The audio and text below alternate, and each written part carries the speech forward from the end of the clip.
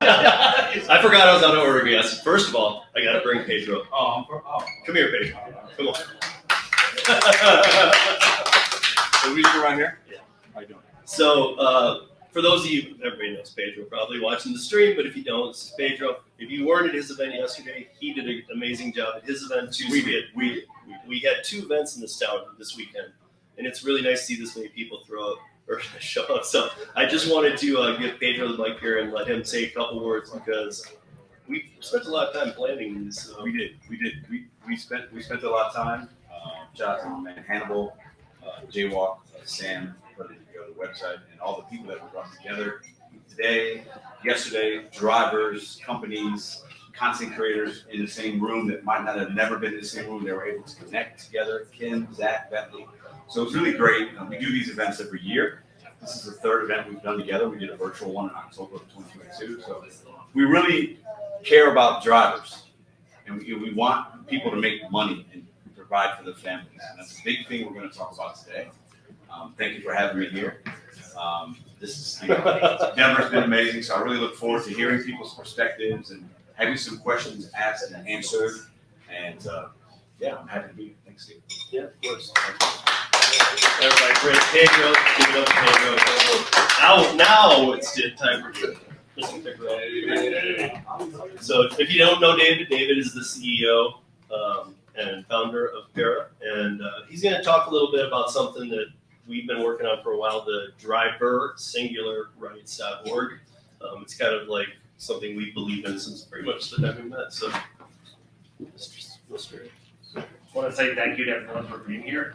Like, really, the whole point of this is to get a bunch of awesome people in a room who may or may not have the same opinions and everything, but I believe with a same goal, which is they want to make gig work, basically.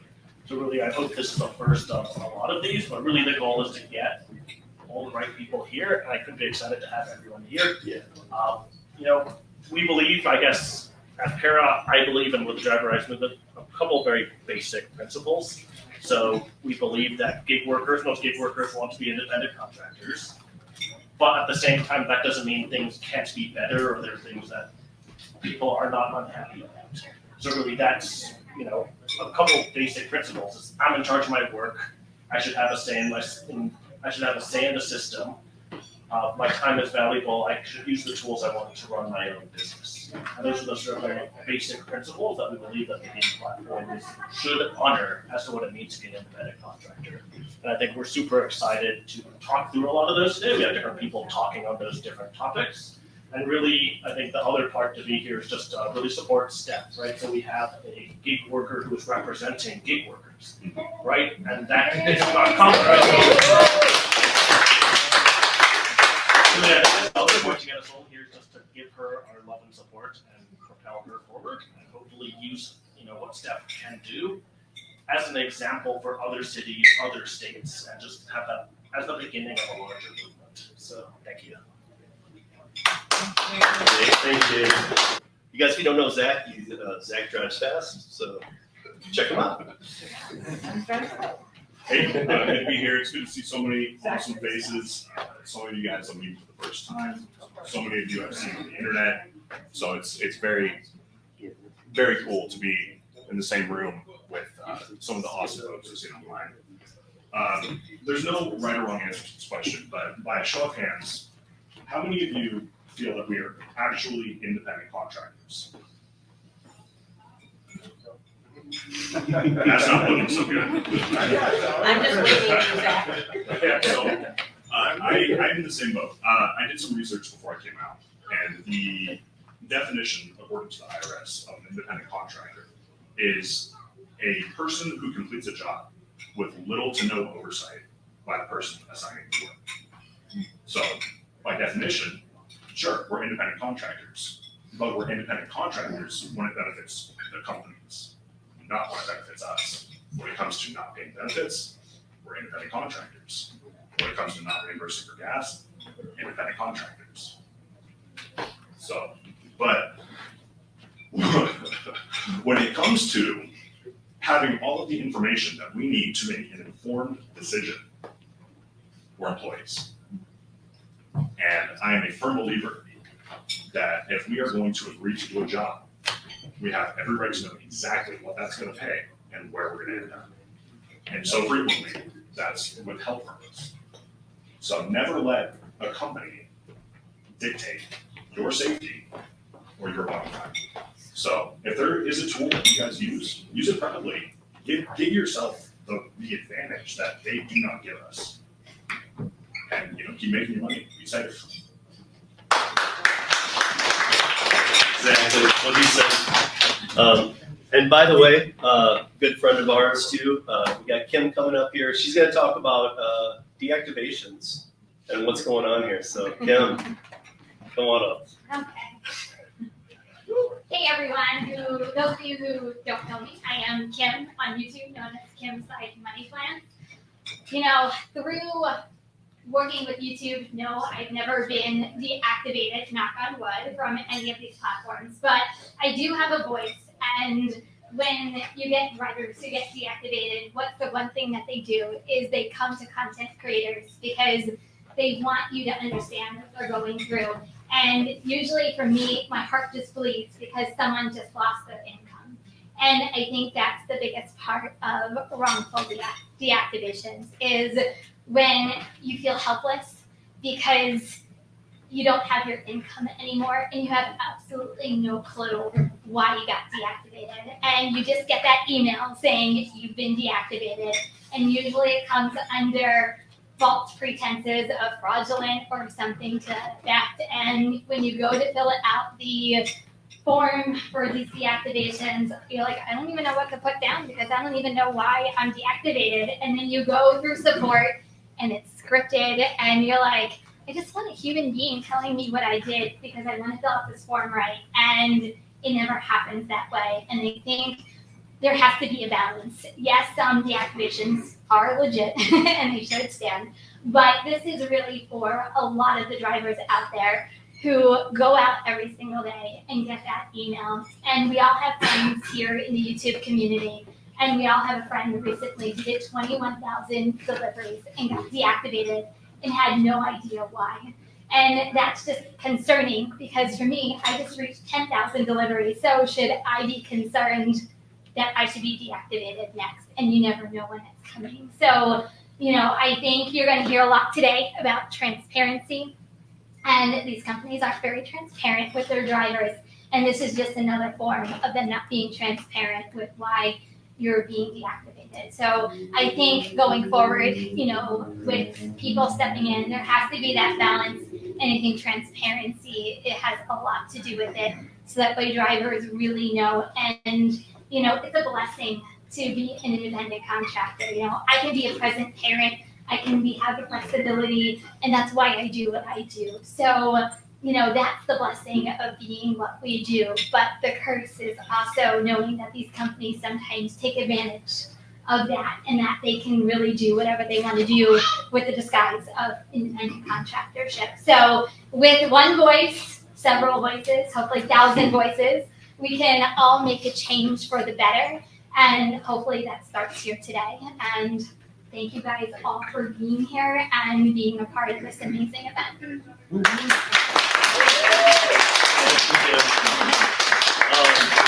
You guys, this part wasn't even planned, but yesterday I was watching his speech, and I'm so glad he made it because he represents a different community.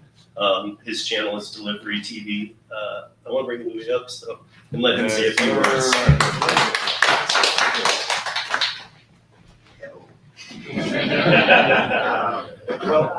What I was saying yesterday is before I came here, I asked my community, what do you want me to convey? What do you want me to do? And of course, I'm always receiving messages and emails. And as content creators, we receive those messages, and we feel the pain there. We as Kim was saying, we became an extension of customer support, of driver support in the YouTube channel. In my channel, I start receiving, of course, $2 orders, the mileage, the problem, the activation. But there's a problem in the Hispanic community that is growing. And I want to share this with you and with the audience. And this is what I was sharing yesterday. There's 2 years ago, I started receiving videos, pictures, information, and I want to begin saying that I know people need to put food in the table. I need that, and some people don't have the ability to have an app and register on an app, and that I understand. And that problem is not new. What is new is gangs from other countries creating and robbing and obtaining databases to create accounts. And now there's a marketing place, there's a marketplace for delivery drivers' accounts. And you see in the Walmart, you see you're waiting for an order, and you see 4 drivers taking orders and taking orders and taking orders, and you never receive orders because they now have technologies to block signals in the parking lot. And we are worried because who is the driver who is taking the order to the customer house? Because in what I know, and I've been receiving, and I send this to the delivery apps, and we don't receive any answer and solutions. And basically what's going on is that we are watching these dangerous people and people with criminal backgrounds taking orders, robbing orders, and robbing identities, social securities, and to go to the point, and I was sharing an example yesterday. I'm working here. Okay, here. I was sharing this example yesterday. The problem here is this is like a restaurant, and a restaurant maybe needs 10 waiters. But what's going on here is that the owner of the restaurant hired a manager, and the manager started to hire waiters and waiters and waiters and waiters, and in a restaurant where you only need 10 waiters, now you have 2,000 waiters. And the managers are earning a percentage for each waiter. And it's damaging the identities, it's causing problems with the security, and it's causing financial problems to the community. So I think we need security. And we need to do something because the apps are not doing anything with the security subject. So thank you very much. I try to do this. You guys, and he represents an entire community. He's in Houston, and he deals with a lot of issues. Before I get to Stephanie, look out, people. Oh boy. Sergio, come on. We got Sergio from the Rideshare guy. Very close. Hey everybody, am I the closer, Steve? Or no? Senator Priola here? Is he listening? He's coming. Is he coming? Oh, he's coming now? We've got a problem. Is he coming? Senator. Okay, so I'm Sergio, with the Rideshare guy. I've been a senior contributor for the last 5.5 years. New to YouTube, to all the content creators. By the way, it's great to see everybody in 3D. You know, we always see him on the screen somehow, and we think, you know, wow, I want to meet this person one day, and today, and this weekend. Pedro, thank you so much. Yesterday, awesome event. But I want to thank, first of all, Steve, Rideshare Rodeo. I want to thank David to create this opportunity. I think this is going to be an amazing bridge building process when it comes to driver rights, basic driver rights. We're not asking for the order. And Senator Priola, thank you. And Stephanie, which I've spoken to before and had an interview with her on our channel. So my view of this is a little different. You know, I think the companies have proven over the last decade that they have created a sustainable business model for themselves. But I don't think the business model that most drivers are experiencing is sustainable. So as a driver of 7 years on close to 8 platforms now, and it's going to be 9 with curri coming up. and I think the earnings trend is not the driver's trend, okay? And as a 20-year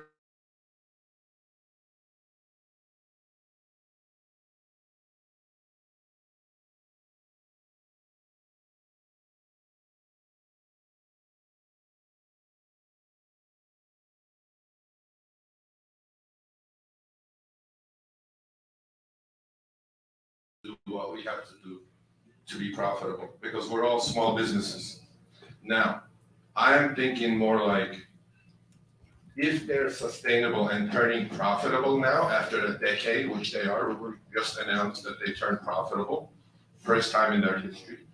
And DoorDash is not too far behind. I'm just going to talk about these two companies.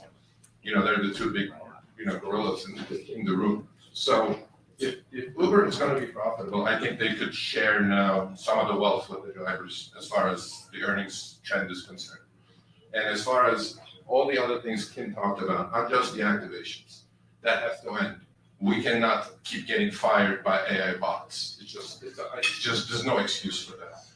And as Zach talked about as well, there are things that we can do, and we can start in a small basis, city by city. I don't believe federal government coming down and codifying everybody as an employee is the answer to this, because then we're all going to suffer. Okay, and we do our surveys at RSG, Rideshare Guide. 75% of us want to stay independent contractors, but we want to be treated as independent contractors. We don't want these companies to have the cake and eat it too, which is what they're doing now. As Zach did, raise up hands. Who thinks they're independent contractors? I don't think I saw one hand going up, right? Ron. So does that say Ron? Okay. Ron, we have to have a talk. I'll explain something. I will close you later. So, So when one hand doesn't go up, what does that mean? Does that mean we're all misclassified? Does that mean we don't want to be employees of these companies? Absolutely not, right? So we have to find a happy medium through legislation. And we have to start small. I mean, I have very good friends up in Washington State and Seattle. They have a working model, sustainable model for everyone. Win-win-win situation. I implore all of you to go study that model because it's working. It's been there for 3 years, not 3 weeks. But it started in the city of Seattle and it grew to the state of Washington. Same thing is happening in Minneapolis. Hopefully it'll grow into the state of Minnesota. We have to start small. We have to create small fires. And that all comes with all of this community coming together. Pedro, all the other content creators. We need to have a united voice. Or the best you can do is educate your viewers, inform your viewers. Getting in a car and doing a little ride along saying, oh, look, I made $300 today. I don't think legislatures are going to be interested in that. I think we need to have more substance.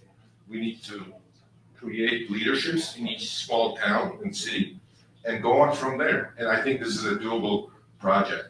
And so I told this to Stephanie, with everything I have, media contacts, platform, I'm going to give it as hard as a push as I can in the next 6 months to create some fair and just legislation. So, thank you all for coming. I'll give it back to Steve.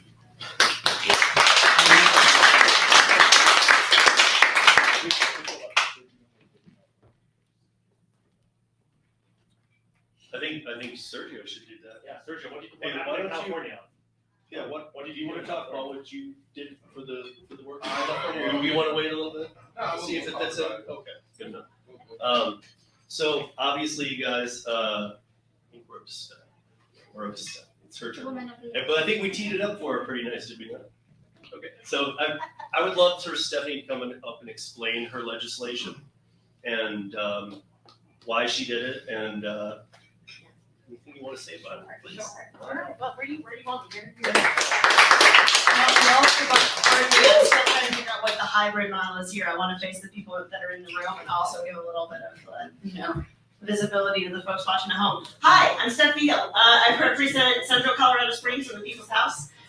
This is my first term that I just got through, and I've done a lot of this delivery service work myself. So I am, to my knowledge, unless somebody is keeping a really good secret, the only gig worker who's ever been elected to the People's House of Colorado, which is important. Thank you. We need it there. So I really just want to invite everyone to kind of dig deep with these conversations that we're having today, and as we move along and gear up for next session, and really think about what it is that you want this industry to do for you and your family and your community and your life. Because we have put so much energy into chasing all of the little problems that these companies create for us, trying to play that game of whack-a-mole and finding that anything that we do, they're going to find another way to screw us on the other side of it. So, if we fight for mileage, they'll find another way to take it out of us. We got DoorDash to stop stealing our tips, then they just lowered the base compensation rate. Right, we've gone round and round and round with this, and I just want to invite everyone to consider, and I'm going to push back against Sergio a little bit. We're a little bit different in this regard. I don't want to start small. I don't do small. I don't do small. We already, the people in this room and the people who make the food that we deliver and everybody else who contributes to this economy, we already have it all. It's ours. This is your labor. It's your time. It's your effort. That's literally the stuff your life is made of. How much more of it are we going to keep giving so that some billionaire somewhere who said, well, I wrote the code for this, or I hired the people who wrote the code for this, so all of the product of your labor is actually mine. And if you decide, if you find a way that you can, keep a little bit of it, you should be grateful for that little bit that you get to keep out of what you create with your own time and effort. I'm over it. I'm not playing this game. It's your labor, isn't it? Do you all work hard? Yes. I feel like these are some of the hardest working people I've ever met in my life. Service industry workers, gig drivers, all of the people who do all the work that we just agreed a few years ago, this is essential. This is the essential labor. When everybody else got to stay home, why did they get to stay home? You mean because other people made food and delivered it to them and picked up their groceries and brought it to them? Isn't that what happened? I feel sometimes like they're kind of trying to gaslight all of us, right? Like you're just so lucky that you have a job opportunity at all. And the really important part is that we protect the companies so that they can create earning opportunities for you and me. And the earning opportunity is already there because we already know how to do productive labor. We already know how to work hard. We already know how to. We have everything. It's already ours. The problem isn't that we don't have it and we're trying to get it. The problem is that they are taking it from us. And so the bill that we ran this last session, I put together with Colorado Independent Drivers United, which I'm a member of, some other input from other drivers around the state. And we really wanted to focus in on the companies just keeping their word for the thing they already say that they are. If you are a platform that brings on independent contract work, then you owe us your side of it. It can't just be that I'm an independent contractor in regards to the risk, but you're going to treat me like an employee when it comes. You don't get to say oh no, you take the jobs you want and you turn down the jobs that you don't want. And that's what makes you an independent contractor, and then manipulate the data and hide things from us and try to coerce us into saying yes when we know it's not a good offer. So they've been trying to have it both ways here, and we're just not going to play that game anymore. So we focused on the transparency more than anything. And I have to tell you, it was fascinating to listen to some of these company leads and their lobbyists tell me, but I only need somebody to take every single one of these offers. Even if it only pays $2 and there's no mileage and it doesn't pay the driver enough to live on if they take all those offers, they still need somebody to take it. And I said, it sounds like you need the drivers. That's what it sounds like to me. It sounds like you need drivers. It sounds like you need workers. It sounds to me like if you don't have gig drivers, you don't have a gig economy. And so we should be standing up for that more than anything at this point. Whatever it is that we need to know to make decisions about our own work, we have the right to know it in full. And they'll find some ways to kind of pit us against each other, to pit us against our customers, to pit us against our neighbors. But I'm just going to keep coming back to this. It's all ours already. It's our economy. It's our labor. We make all of this happen. They should be grateful that we step up and work as hard as we do every day so that we can have this economy in the first place where there's a gig world where you can get things delivered and you can always get a ride. We make that happen, not the company. So that's the kind of bill that we ran. We're going to have another go at it next session because as someone who ran for my seat more than once and has struggled to survive, like so many of you, I know you have to take more than one swing once in a while before you're successful in something. And so I really think this day is a great opportunity for you all to vent openly about everything that's not working for you on the app. And I just want us to be thinking kind of longer term about what does it look like if this industry works the way it's supposed to and everybody's happy. And strive for that and make them, as the companies, explain to us, if they can, why that's not possible. Because I know that it is, you all know that it is. So we will do that together. And I will stop ranting now. Yeah, I mean, I would love to hear his take on what played out here. So, but yeah, go ahead. So we'll say also my colleague who's here wherever he's hanging around at he's so busy, did indicate to me he's primarily here to listen. So I want to like respect that and kind of keep that open. So do you want to jump in? I'll sit on the mic. I'm just here to listen. Okay. Okay. That's awesome. No, that's great. That's what we asked of the senator. Thank you. That Thank you. he's here. Thank you. I think one of the things that gets us, and again, we've got a few different like angles at coming to this. Steve and I talked about, he kind of comes at this from a little bit of a different angle than I do, and Dave and I are on the same page, and we obviously don't know. But the point is, like, we are up against a really well unified and very opaque system of big tech power. And so they will never hesitate to cover each other's backs. They will never hesitate to coalesce around their interests, which is just to maximize their profit, which is so easy to do when you already have the money in your hands and you get to try to withhold it from the rest of us and, get us to tell us how high we need to jump if we want to get the fruits of our own labor, right? So what we want to, I think, really focus on in like the coming months and coming years as we kind of tackle this problem is to find the things that we know we agree on and dig in our heels. Because they're not going to stop fighting us on this. The big tech lobby at the Capitol is very powerful. They pulled some really interesting tricks to undermine us on a variety of occasions. And so we want to be really clear about what we want and what we expect out of this industry and demand it. And I think there are some things that I think we can safely say, like, no, just having all the information I need to make the right choice, that should be a no-brainer. I'm not moving on that. We might have a few things we can disagree on or let that slide and negotiate on, but like we want to come together, I think, around the things that we all know we can agree on and be unified and be firm and stubborn about those things. So I do want to open it up to like what's going on with y'all on your apps. What do you see, that can be working better?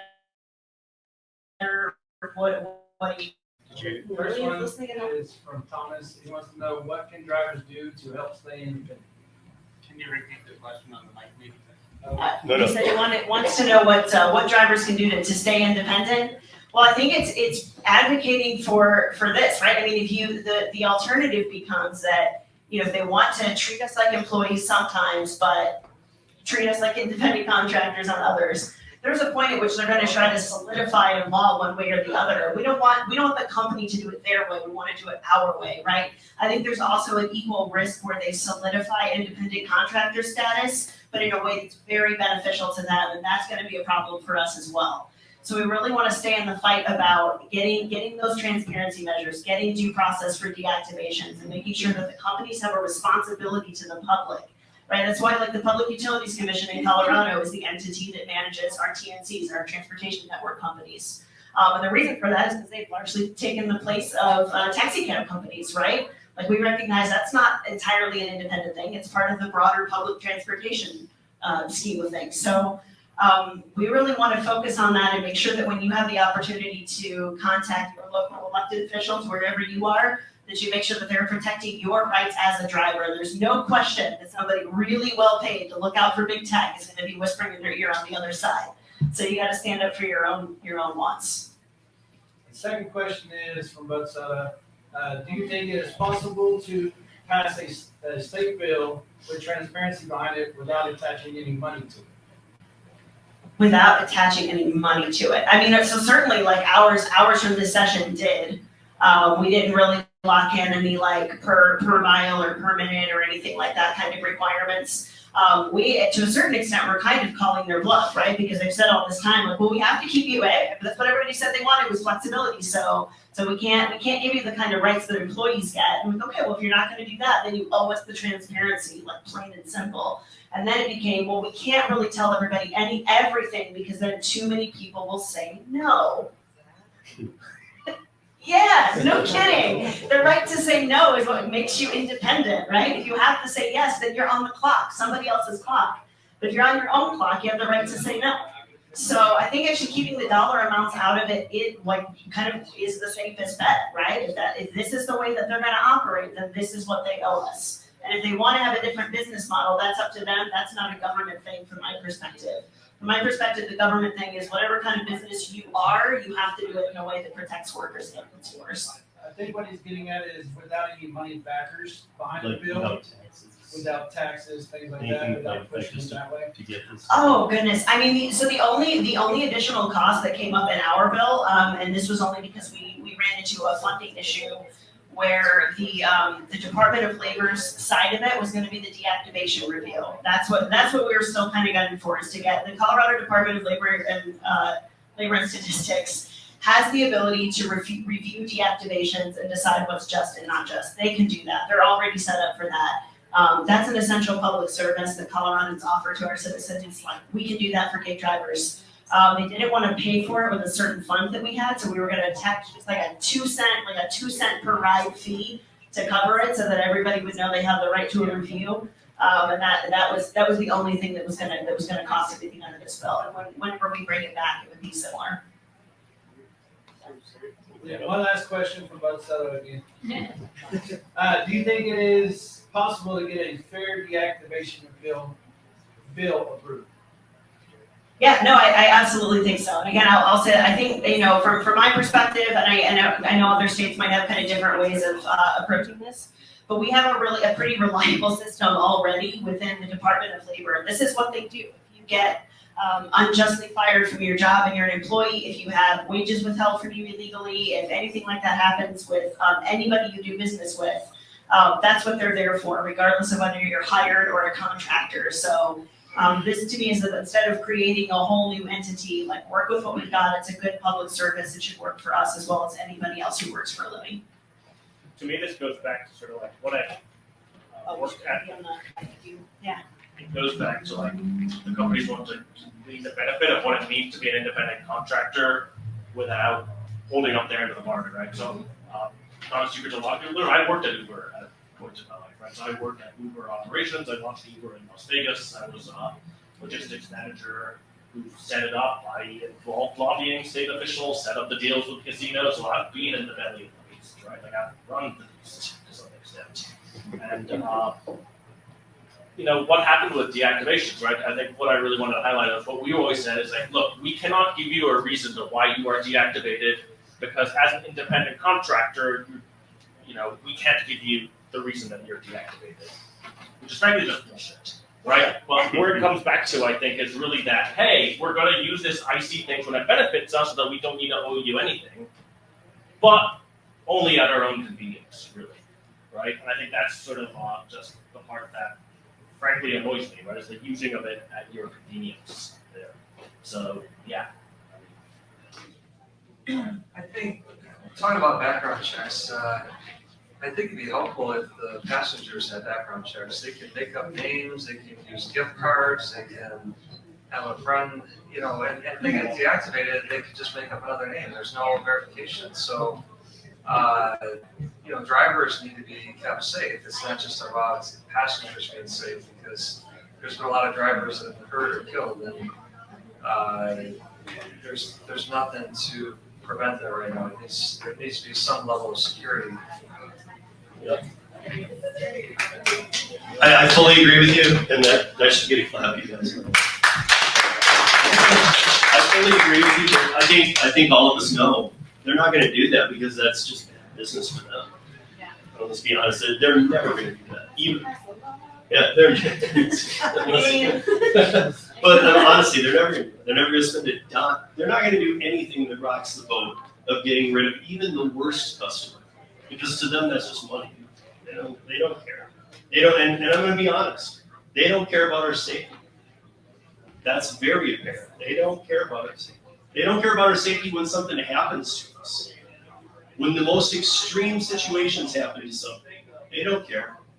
And in fact, I've seen all of these companies abuse that when something happens and use it to a PR advantage, which it blows my mind. Like, there was that person in Florida not too long ago doing deliveries on Rideshare. We used to see the violence only in Rideshare. But there was that person in Florida who was doing delivery, dropped the bag off. You guys all done this. Took the picture. As they were taking the picture, the person opened the door, pulled them in the house, and dismembered. I mean, what did DoorDash do about it? DoorDash did nothing. It used it as PR. And I don't know how you spin that into good PR, but they did. They did nothing for the family, they did nothing for the driver that was killed, but they somehow got PR out of it and did nothing for us. So, it's just, all of us work very hard. We've all gotten to a multi-apping levels. We're using multi-apps to make money. Because for those that are new, in case you are unaware, working one app might work in your market, but I highly doubt it. Yeah, please. She's hot now. Don't get loyal to an app, they're not loyal to you. That is not a two-way street. And I think, the safety concern is a really big one, and Steve raised a good point about why would it matter to them, right? It's just, they've got a bottom line, and listen, I'm definitely a lot more to the left than some people, but it's not about whether or not it's good or bad to be a for-profit business. We just have to be honest about what we're dealing with and recognize that their goals are not always going to be the same as ours, right? Their objective is to get you to take an offer that's as low as they can get you to accept it at, and for nobody to say no, right? They need you to do the work, and they need you to do it for as little pay as they can get you to do it for. That's where their profit margin comes from. But our interest is always going to be to obviously stay safe at work, my God, not get killed or harassed or assaulted, but also to make more money. And so if those things are out of line, then we have to recognize that's not your friend. That's not your friend. That's a ghost boss on the other side of that screen. And just the safety issue has always been a big one, right? We've seen this in I've been describing the era we're living in right now as sort of like a second machine age, because it really is, right? We had a Gilded Age and the Industrial Revolution 100 odd years ago. Very similar problems. The way that people worked drastically changed. The way that people were able to, enrich themselves and pursue their own happiness and make a good living for their family drastically changed. And whoever had the most power to manipulate the new rules and the new way of doing things and whatever, they kind of made off with everything, and a lot of people got left behind and hurt. We're going through a similar big shift right now in how we interact with technology when we work and where we work, and getting that regulatory set of regulatory mechanisms in place so that they actually benefit us is really going to have to be the name of the game here. And unfortunately, you can't just count on companies to care about your safety. They should. There's a lot of things that people should do because it's the right thing to do. But we have to set rules for a reason. So that's why I was kind of you can pass a law that says you have to care about safety. That's what I'm here for.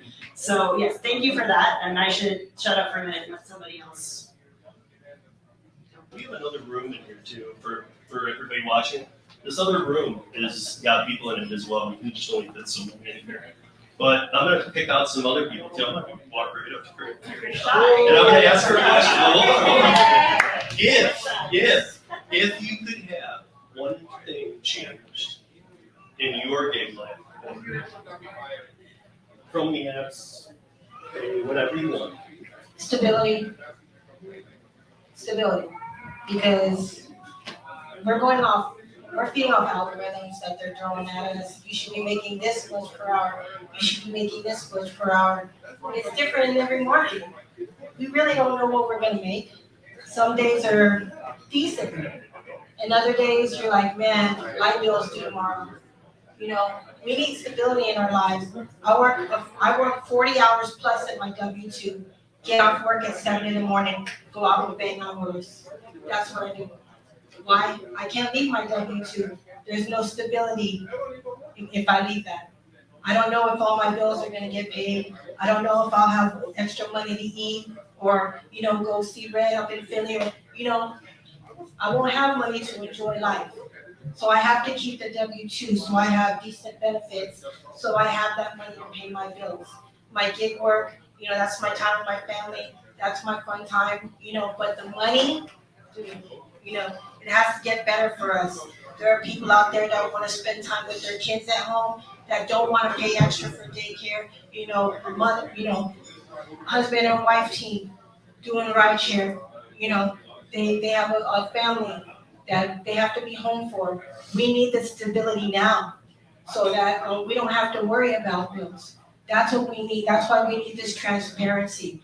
$2. Man, get out of here with all that. We have the power. We consider ourselves, we use the term independent contractor, but we're really not when they're holding us to our acceptance rate.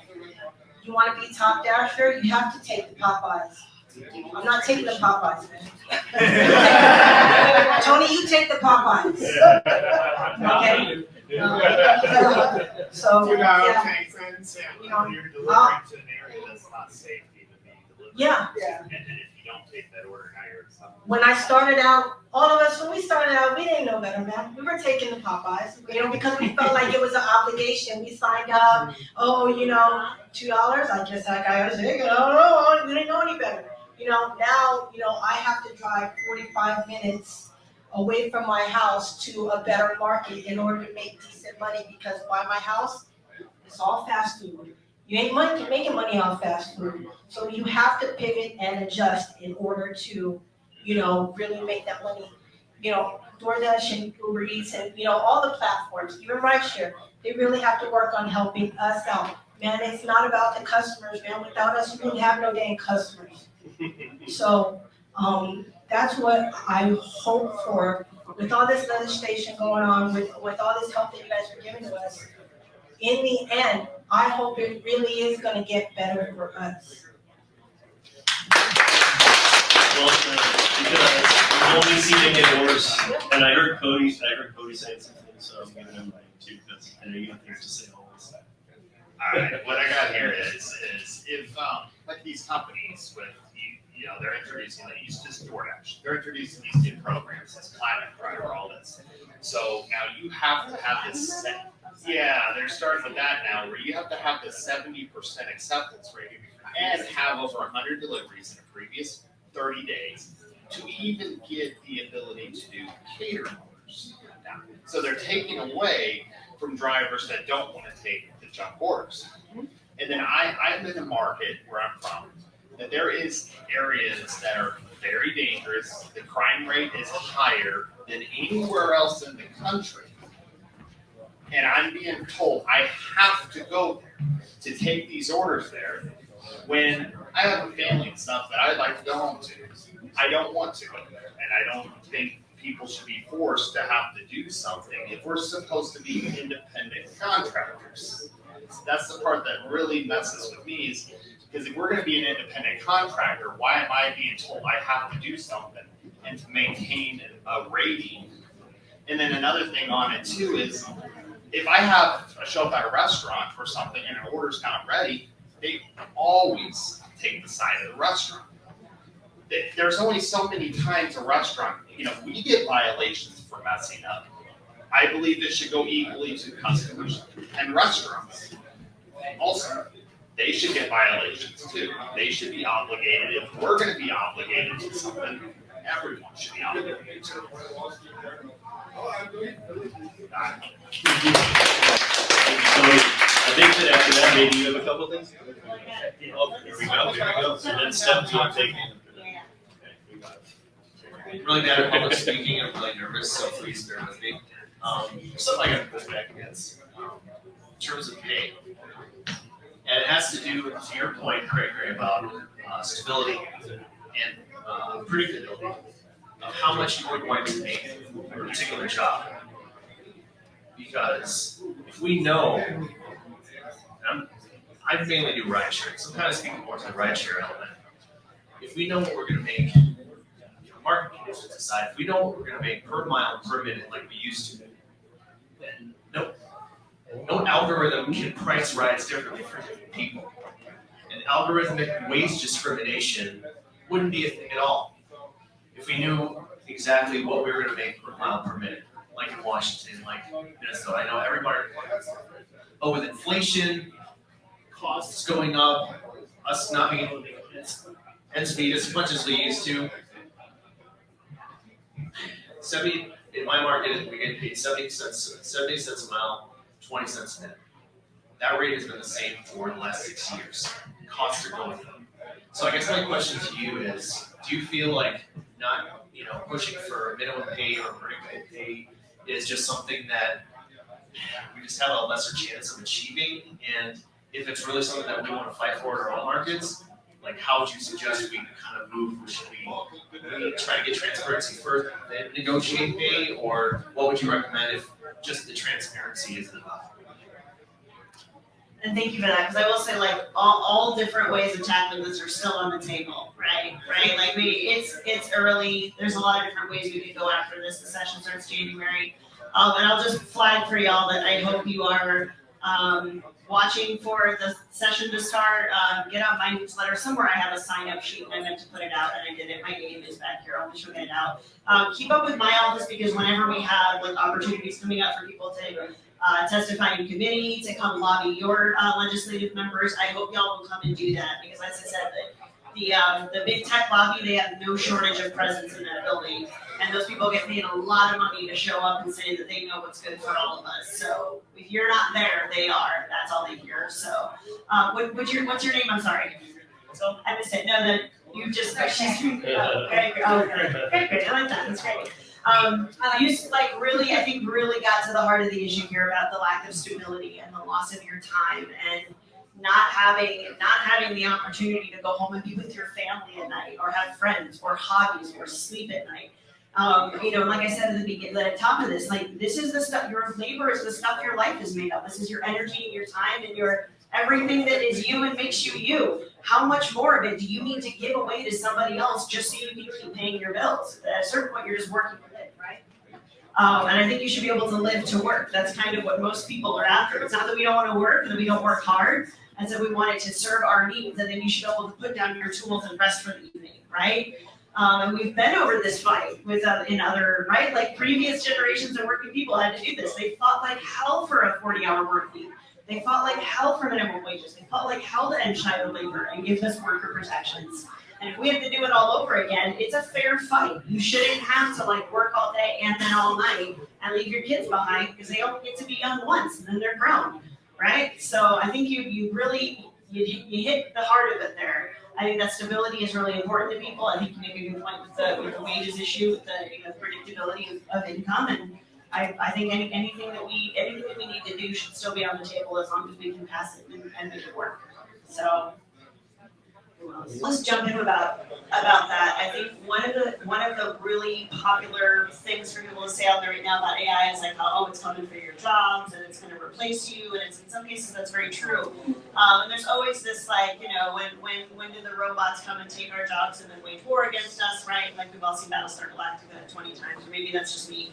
The small sci-fi obsession. But like, the big danger actually with this is not that AI is going to take your job, but that it's going to become your boss. This is the problem, right? This is the problem with the coding and so in the legal language in the bill we read this year, and I'm sure it'll come up again, but what we're all talking about here are nonlinear compensation models is kind of our catch-all term. So that's like the quests and the challenges, the top-dasher bullshit, or I'm sorry, the top-dasher program. We know but we all agree that that's bullshit, right? Do we get that? Please tell me everyone knows that you don't want to be top dasher. Again, don't be loyal to the app, they're not loyal to you. And I'm just going to insert my joke in here for when I'm back on the road and I'm doing deliveries. It would be really funny if DoorDash were to deactivate me because I criticize them publicly. I just sort of say that every time in case they do. But this is so much of the trouble, right? Is that if they have the ability to do that, and there's nothing that holds them publicly accountable for how they're affecting the entire ecosystem in which they're operating, then they will just continue to ratchet it up. And we've seen this with not just with what we're paying, but also with what they're charging the customer. And I will tell you that in the process of this bill, being stakeholdered and having lobbyists come out to get involved in it, the point at which they really just lost it and pulled out all the stops to get rid of our bill was over the destination transparency. Because where the customer is, where they live, where they work, where they are, that's the part that is so valuable to them. It is very, very, very important to these companies that they have that information and that you don't. And I think that was really telling, because they use that information greatly to their advantage when it comes to pricing. And of course, David knows this. We just explained it. He's been on the other side of it.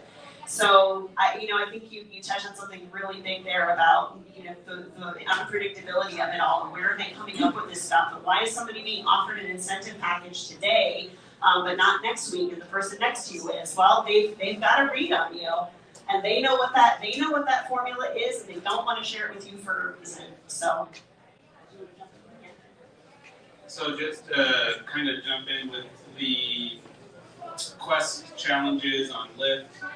So not only maybe you got one and you didn't, well, maybe I got one too, where yours is 50 trips, mine's 135 trips for the same dollar value, where 2 months ago, mine was 50 trips or less, but they're giving less money, more trips, and then if I decide, okay, I'm gonna turn off Lyft for 2 months, like my wife, I'll go into her app and look and see what her bonuses are, and it's the same bonuses as mine, but she has to only do 19 trips.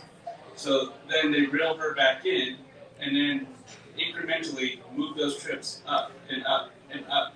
And then you're like, why am I having to do 45 trips a day for 7 days just to hit the same money I was hitting for doing 40 trips a week? Or the dollar values go down. Yeah. Or both. So that's just my 2 cents on that stuff.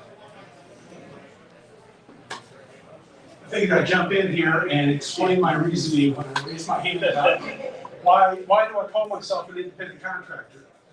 Because the reality is, as far as the positions, as far as doing the deliveries for DoorDash or Uber Eats or doing Rideshare, those are not really independent contractor positions.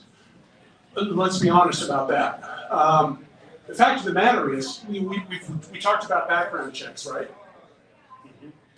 If I'm providing service as a business, why can't I sign up for any of those companies using my LLC credentials? Every single time, with every single company, you have to sign up as an individual. You have to have a background check done as an individual. You're not being signed on as a business other than when they want to pay you. So that doesn't sound like I'm saying I'm an independent contractor, does it? You know, I think all the things that these companies are doing violate the idea of an independent contractor because of the way they try and control you. And that is absolutely the bottom line thing that you're not supposed to be able to do with independent contractors is control the work, right? But the reason that I call myself an independent contractor is because I decide to be. And in so doing, I look at DoorDash and Uber, and all these companies that are as my customers. Now, if you've ever run a business, you know that the nature of the beast is your customers are going to try and screw you over, right? And so that's part of why I don't want to be an employee, for one thing. I'm okay with these companies. I'm not okay with it, but I'm okay operating as an independent contractor with customers that want to screw me over. There's no way in hell that I'm going to be an employee for an employer that wants to screw me over. Because it all comes down to I get a little more control over it. We got a lot of content people, so probably a lot of people are familiar with Gary Vee. Gary Vee had a saying that he said a lot of times that when you're running a business, everything is your fault. And he said, but that's a good thing because that means you're in control. And so that's kind of the approach that I decided to take. And so I've never felt like I was at the mercy of DoorDash or Uber Eats or any of these other companies. I look at it as if I'm running a business. And there's a point when you're running a business that, running a business does not mean flexibility. If you think running a business means flexibility, try opening a restaurant and serving prime rib for breakfast. You can do it because that's your choice, but you're not going to stay in business. So there's not all of those things. But what I've decided to do, and it has done wonders for my peace of mind, is that I decided I'm still going to act like it's my business. I'm going to make my decisions. And you know what? If the money's not there, then it doesn't make business sense for me to go out there and make that money. Now, that doesn't excuse any of the other people. Like I said, the customer's always out there to screw you over, right? Grubhub is that company that they were the kings when I started, or maybe I should say Postmates because they weren't as substantial, but they're always that company that, they're reaching for the candy bar and trying to slip it in their pocket or something and walk out. DoorDash is the one that's a picking up the TV, holding it up high, and saying, "Try and stop me, suckers!" You know, they're all trying to rip us off. But I can work with that because I can still make my decisions around all of those things. Now, the thing about it, though, is when you're doing it from a business mindset, is that there's always a time where you start to realize, man, maybe this just doesn't make sense anymore. Maybe it's time to close up shop. Like I said, I don't want to be an employee of these companies, but I will say that, you know what, if we wanted to force an employee model, there's one way to do it. And that is everybody who, there's a part of your contract, no matter what platform, there's a part of the contract somewhere that says, I agree that I am providing services as a business. Some kind of language like that. I am providing services as a business and not as an employee. There's somewhere in there, you know, there's something to that nature that's in your contract somewhere. Now, if everybody who didn't believe that decided, I'm not signing up for that, they would have to go out and hire employees.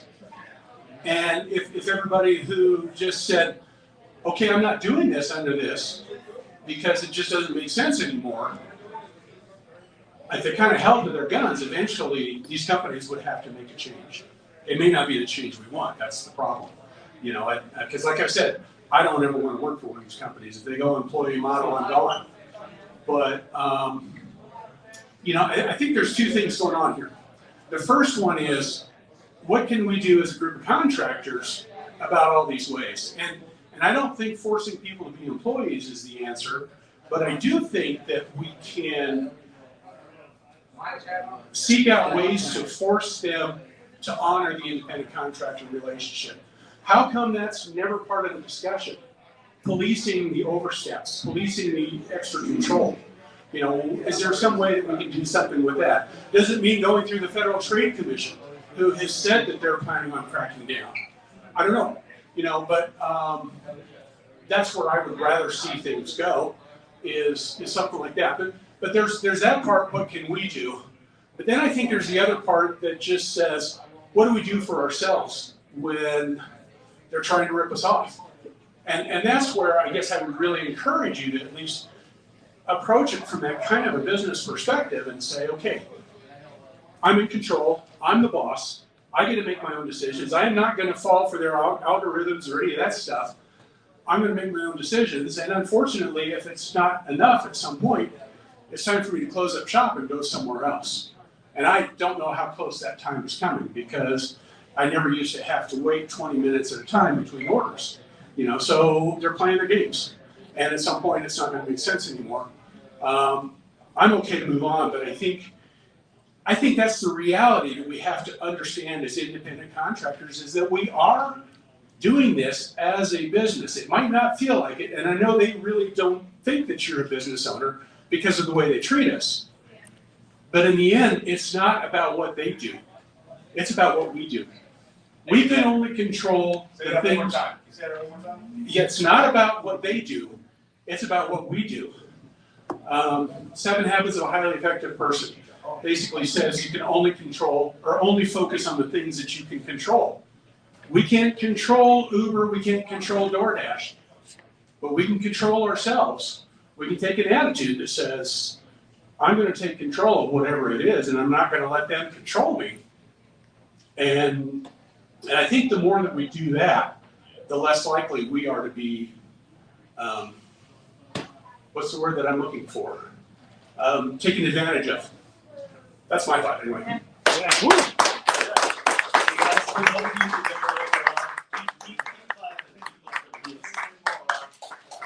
We still have a long way to go, but I think this was a great show. I think this was a great showing of people, and I'm glad everybody stuck around. And thank all of you for coming, and let's go get some lunch, and thank everybody for watching online.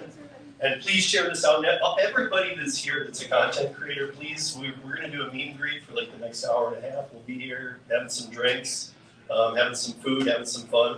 Please keep your streams going, because in the other room they've got conversations going on. So let's get everything recorded we can. Let's get it all out there. And with that said, I want to thank everybody. And Pedro brought up a good point. I want to thank everybody that showed up company-wise. You know, we got Para, we got Middleton, Tech, Furies Apps, we got Moves, we got Alice from Curry.